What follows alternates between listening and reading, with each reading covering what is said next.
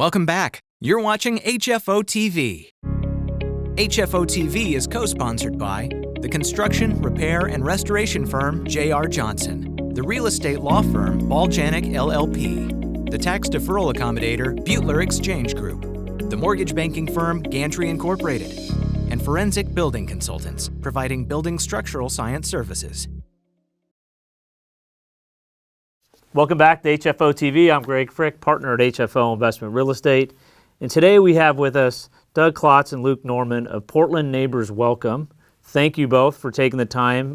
For the audience that doesn't know, maybe you could give an introduction as to what is, Portland Neighbors Welcome and what the organization does, and then we can get into some specifics about some of the changes and some of the coding in the city of Portland. Sure. So Portland Neighbors Welcome is an all-volunteer group based here in Portland that's pro-tenant, pro-housing, and our goal is to focus on city policies to encourage abundant and affordable housing in Portland. How long has the organization been, working in the city of Portland? Yeah, about 2 years. But many of us were in an earlier group that was working for 3 or 4 years before that. And was there a specific, thing that kind of got the group together? Was it a combination of different things you saw in the city in terms of zoning or, lack of density? I mean, what kind of was the genesis of forming this organization to get together and try to get the message out? Well, we were working on, at that point, the residential infill project, which is one of many projects working to actually, increase density in areas where it works better with transit and other alternative modes, and provides places for people to live in areas where they can be successful. Got it. Okay. So then why don't we talk about the historic resource code project? I mean, we've done some videos in the past about the residential infill program and what it means, but I don't think a lot of people are familiar with the historic resource code project. So maybe, kind of tell us, what it is and why the city felt it was necessary, and we can kind of get into some of the details on it. Go ahead. Awesome. So the Historic Resources Code project is being led by the City of Portland. It focuses on a number of topics, and we think there are 3 that are really important. The first is that it affirms City Council's oversight of local historic and conservation districts based on a recommendation from the Planning and Sustainability Commission. In the past, it's been unclear who makes the decision about who's a historic or conservation district and the protections they bring. So we think it's important that the plan clarifies this comes from City Council, and it's informed by the 2035 comprehensive plan that has some great housing and equity goals in it. Doug, who actually does that now? I mean, if somebody, who handles this? Who decides, is this a historic district or not?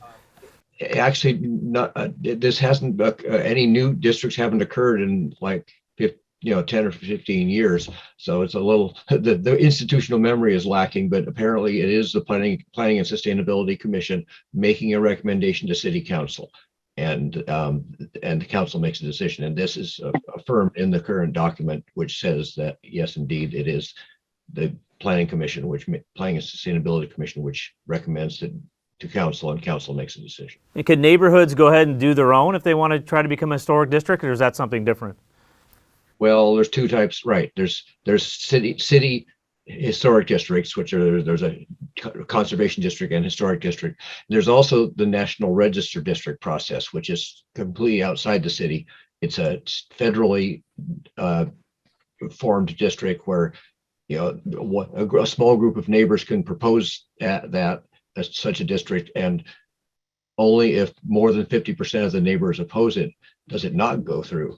But it in most parts of the country that doesn't have any further implications. But in Oregon, the state requires that any national registered district, which goes through this less democratic process, it can be done by a small group of people.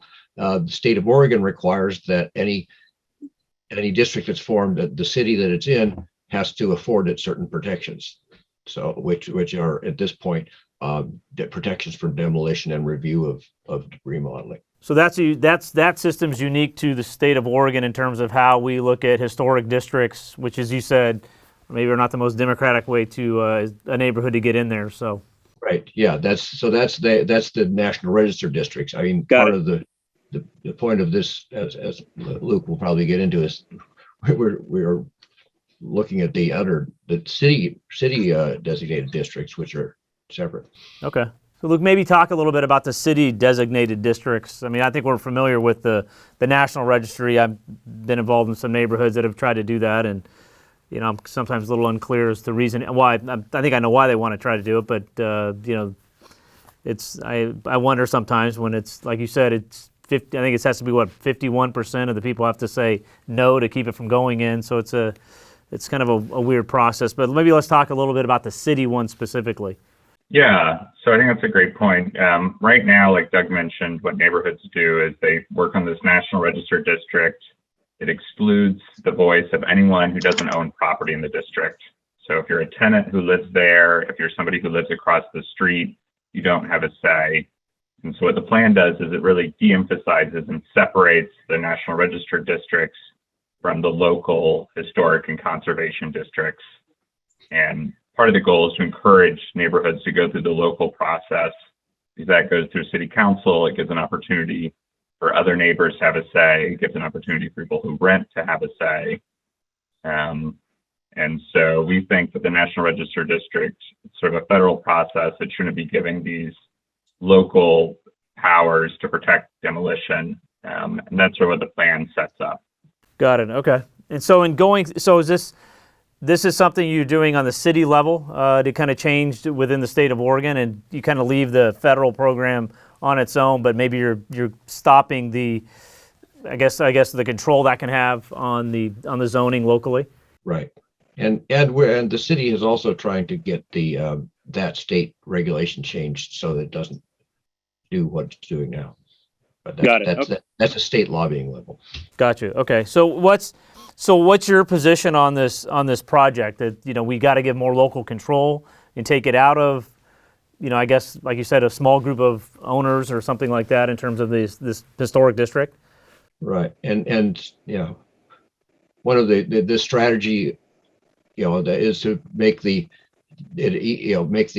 local districts more attractive than the National Register district for those who want to get protection for their neighborhood, because the city has more control over it. Got it. And what would be some of those? I mean, what would be some of the benefits, or what's the selling point, of that to, neighborhoods that are trying to decide what they want to do? Yeah, I think part of it is it sort of helps treat all neighborhoods equally. We know that there are some neighborhoods that have explicitly said they want to be a National Register district to prevent RIP from impacting them, to prevent better housing by design from impacting them, which are policies council passed to increase the amount of housing across the city. So part of what we're saying is every neighborhood should be treated fairly, and no one should be able to use this national process to prevent more housing from entering their neighborhood.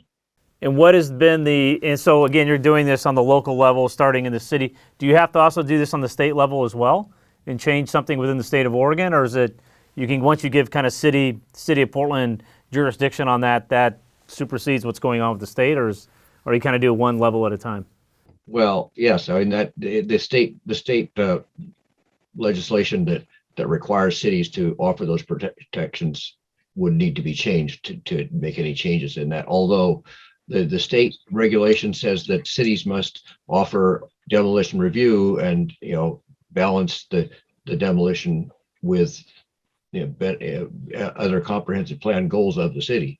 So there are some tweaks in this document that make changes to that make it slightly easier to make changes in the National Register districts to the extent that the current state law allows that. So we're just it's constrained by that. And what's the initial feedback you're getting from city leaders regarding, incorporating this plan in?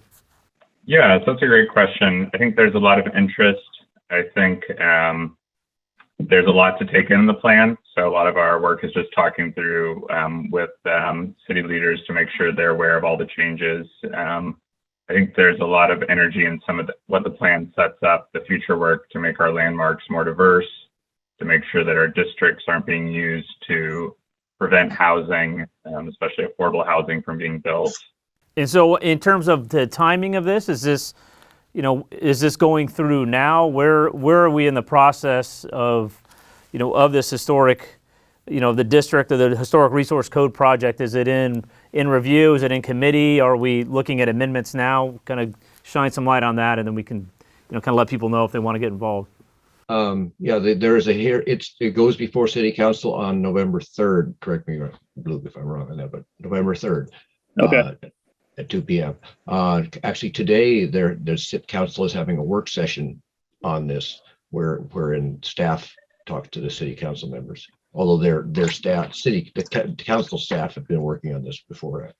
So yeah, it's up for a hearing on November 3rd, and then there will perhaps be amendments proposed, and council will vote on it later in the year. And what are the opinions against it? I mean, what's the pushback you're hearing, or proponents against it? What is their argument against this plan? And who is that? And then we could talk a little bit about allies as well.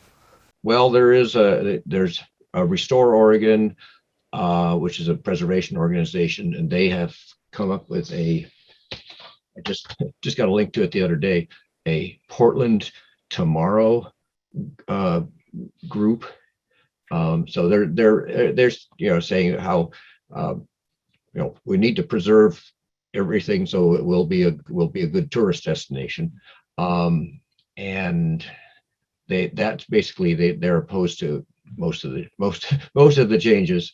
They want the Landmarks Commission to be in charge of recommending districts instead of the Planning Commission. And Landmarks Commission is composed entirely of people who have an interest in preservation. It's in the specs. So the Planning Commission has a more broad knowledge and can look at, is this good with the comp plan, or do we want to be able to build in this area, and or do we want to lock it in with a historic district that would prevent you from building there?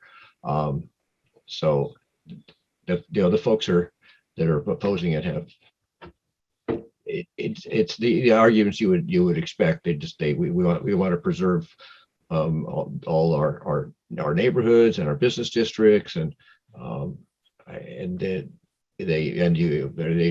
their answer to we need housing is we should just restore the housing we have. Right. So kind of the anti-development claim of, yeah, okay.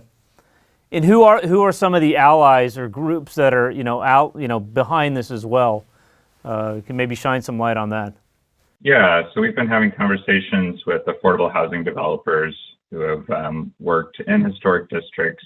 You may be familiar with the Susan Emmons in the Northwest, which went through a long process of the Landmarks Commission and ended up having a whole floor removed and losing about 15 affordable units.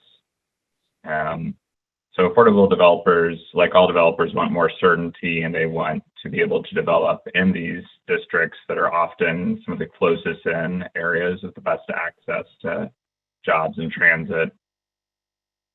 We've also been working with some of the members of the Old Town Chinatown Neighborhood Association.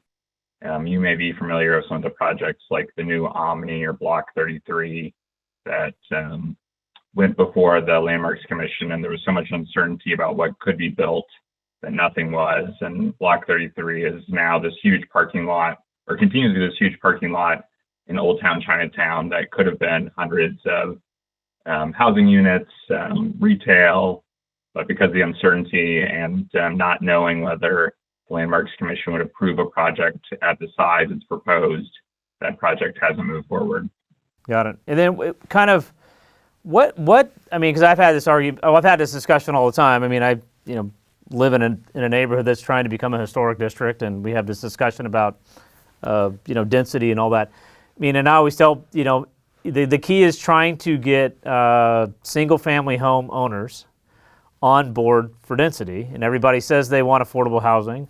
They say they want density until it comes to their neighborhood, or may come to their neighborhood. But then because a lot of their biggest investment. They think it's going to decrease the value. I mean, how do you guys explain, or how does this group kind of talk about that to overcome that objection on, how do we get infill? And Portland's kind of unique because we have such a high percentage of single-family zoned, land and housing within the city district. How do you get these neighborhoods that are predominantly, homeowners, behind the idea of density?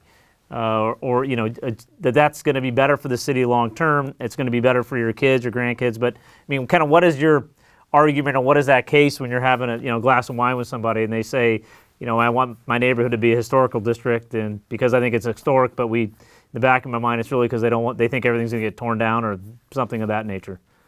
Well, I mean, for one, I think most things won't get torn down very much. Well, I know, yes. Right. Right.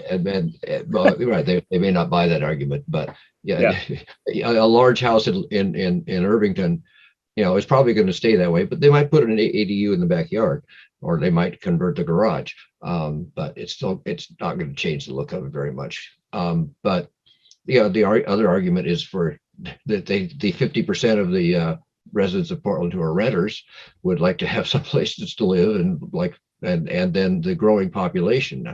These folks, as we found, sometimes just don't think there is a growing population or a shortage of housing. So I'm not sure how you address that particular demographic. You could point out that actually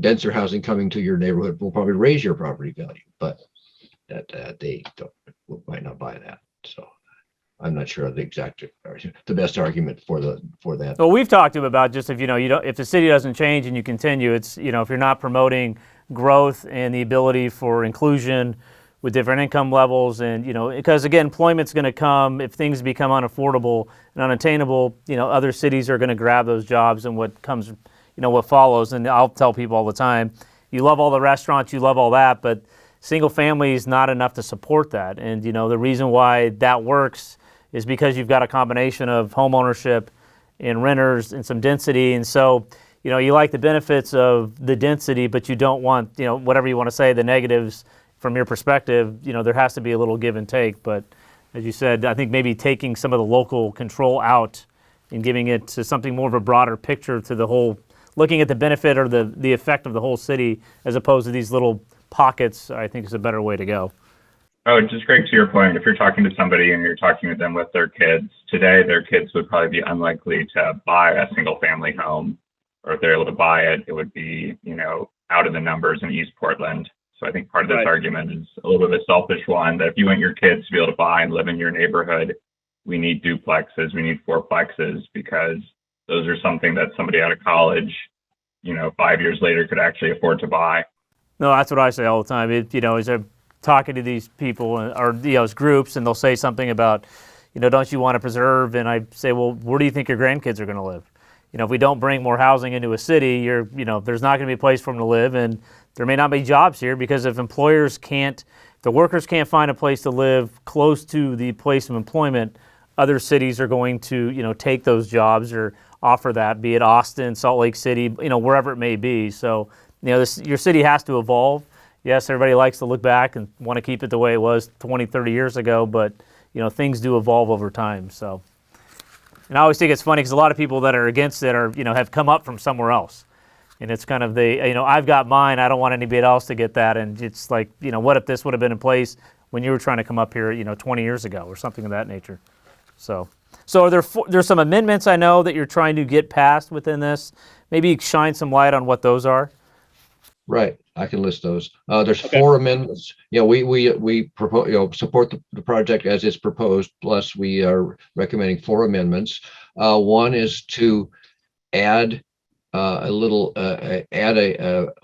the list of reasons that demolition would be allowed.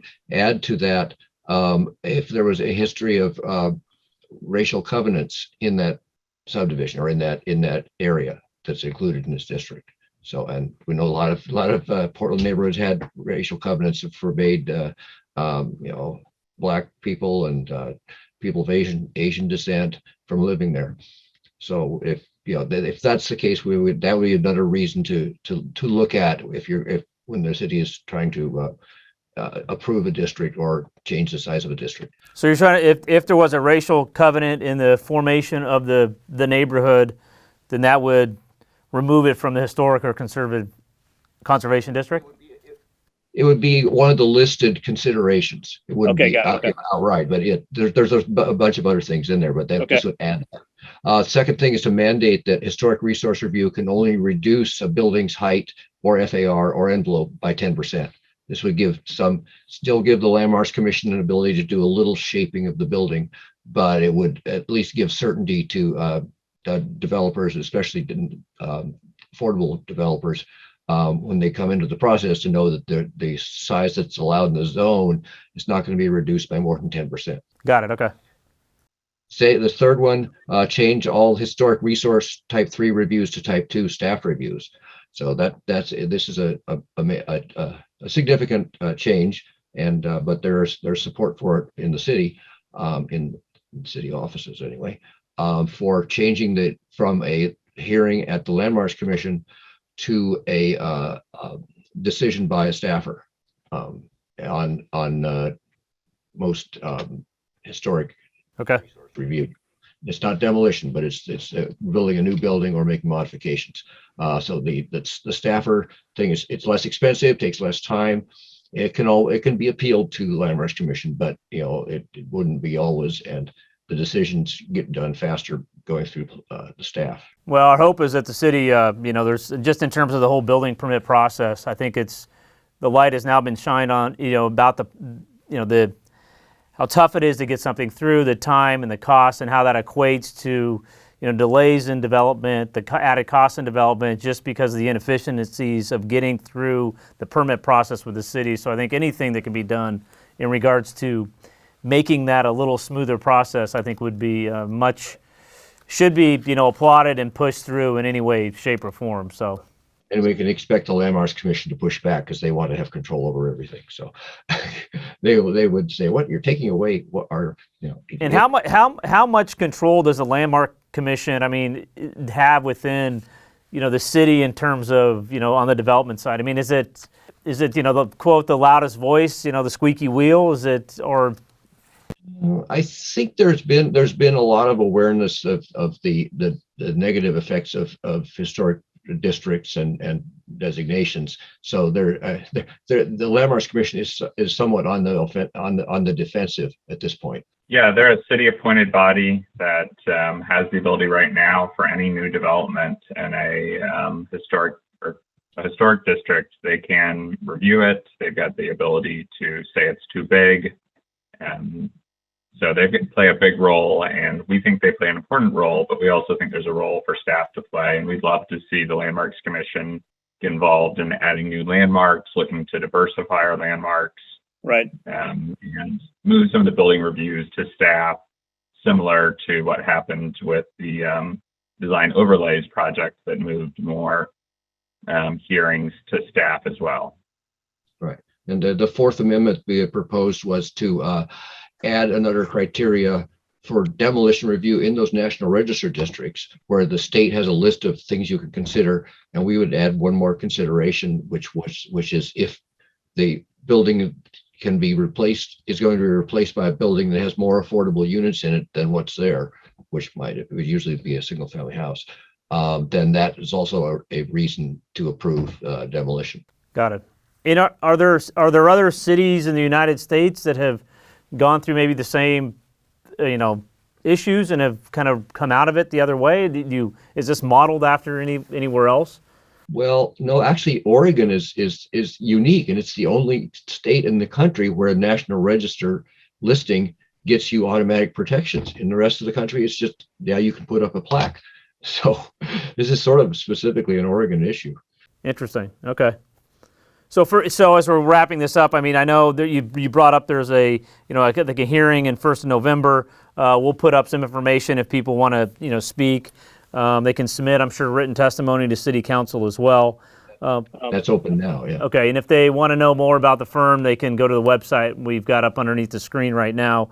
What are kind of what's on the agenda in the next couple weeks? Is it just to try to organize some people to get some messaging out? Are you, lobbying certain people within City Hall? Is it, do you have this? Are there certain commissioners that are behind this versus other ones that are not? What's kind of the lay of the land politically that we've got in the next couple weeks?